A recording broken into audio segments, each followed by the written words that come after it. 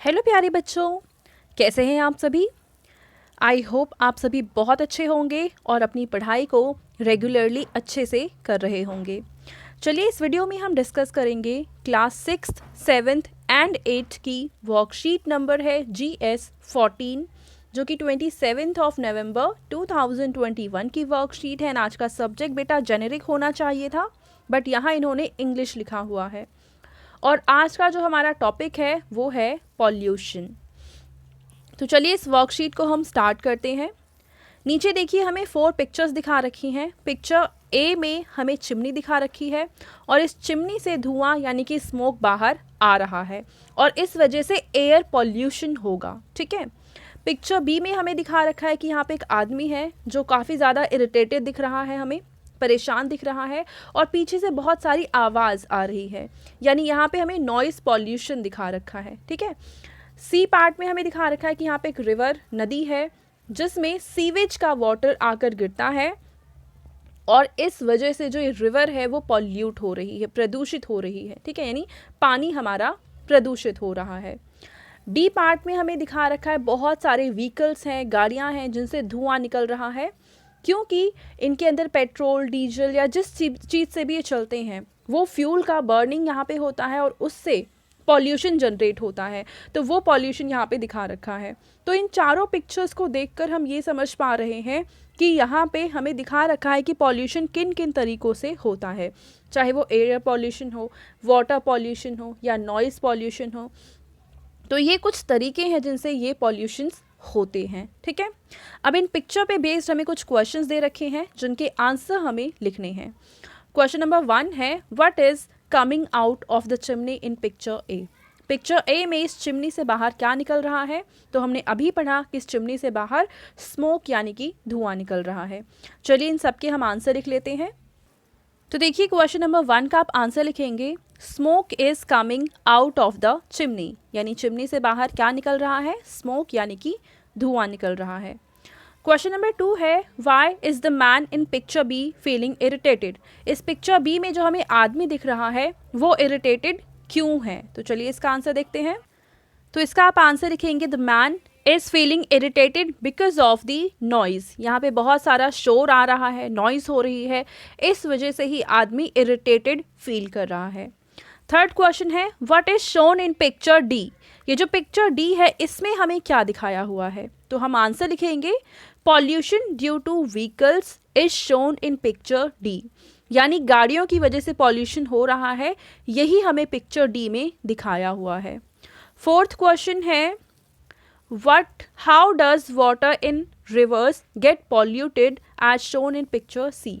Picture C में जो हमें दिखा रखा है उसे देखकर बताना है कि पॉल्यूशन पानी के अंदर यानी रिवर के अंदर कैसे होता है, ये आपको एक्सप्लेन करना है। तो आप इसका आंसर लिखेंगे, river water get polluted due to addition of sewage in the river. तो रिवर वाटर पॉल्यूटेड कैसे होता है? क्योंकि उसमें सीवेज का एडिशन हो जाता है और इस वजह से जो रिवर है वो पॉल्यूट हो जाती है, रिवर का वाटर है वो गंदा हो जाता है। ठीक है। अब हमें नीचे कुछ क्वेश्चंस दे रखे हैं, चलिए इन क्वेश्चन के हम आंसर लिख लेते हैं। ट्रू फॉल्स हमें बताने हैं, कौन सा स्टेटमेंट ट्रू है, कौन सा स्टेटमेंट फॉल्स है। फर्स्ट पार्ट है, we can throw garbage in open areas. क्या हमें गार्बेज यानी कूड़ा कचरा ऐसे खुले एरिया में फेंकना चाहिए? तो आंसर है नो, यानी ये फॉल्स है। सेकेंड पार्ट है, growing more and more trees can improve the quality of air. तो अगर हम ज़्यादा से ज़्यादा पेड़ पौधे लगाते हैं तो क्या उससे हवा की क्वालिटी अच्छी हो जाएगी? तो बिल्कुल, अगर हम ज़्यादा पेड़ पौधे लगाएंगे तो ज़्यादा ऑक्सीजन जनरेट होगा और इससे एयर क्वालिटी इम्प्रूव होगी। थर्ड पार्ट है, car pooling is a good option to control air pollution. तो बच्चों, कार पूलिंग का मतलब होता है एक ही कार से कई सारे लोग यात्रा करें, जैसे कि हम बस में करते हैं, उसको हम बस पूलिंग की तरह हम देख सकते हैं। अगर हम क्या, जैसे मान लो 5 लोग हैं, 5 लोगों को एक जगह काम करने जाना है और पांचों लोग अपनी अपनी कार लेकर जाते हैं, तो यानी कि 5 गाड़ियों से पॉल्यूशन होगा। अगर वो लोग पांचों लोग एक ही कार में बैठ जाएं और फिर यात्रा करें, तब क्या होगा कि सिर्फ एक ही गाड़ी से प्रदूषण निकलेगा, यानी प्रदूषण 5 गुना कम हो गया है। तो कार पूलिंग हमेशा एक अच्छा ऑप्शन होता है, ये ट्रू है। फोर्थ पार्ट है we can use polluted water to make food. क्या हम पॉल्यूटेड वाटर से खाना बना सकते हैं? नहीं बना सकते हैं, तो ये स्टेटमेंट फॉल्स है। नेक्स्ट है if animals eat garbage thrown in open they may also fall sick. तो बच्चों, जो गार्बेज के अंदर हम कभी खाना रख देते हैं, उसे फेंक देते हैं, तो उससे जो भी जानवर खाते हैं वो बीमार हो सकते हैं उससे। तो ये स्टेटमेंट ट्रू है, सही है। सिक्स्थ पार्ट है it is safe to throw harmful waste and chemicals into the rivers. तो कभी भी हार्मफुल जो वेस्ट है या केमिकल है उसको रिवर में नहीं फेंकना चाहिए, क्योंकि उससे नदी का पानी पॉल्यूटेड होता है और उस पानी को हम अगर इस्तेमाल करते हैं या उसको खेतों में डाला जाता है तो हर एक तरीके से वो हमारे लिए हार्मफुल है।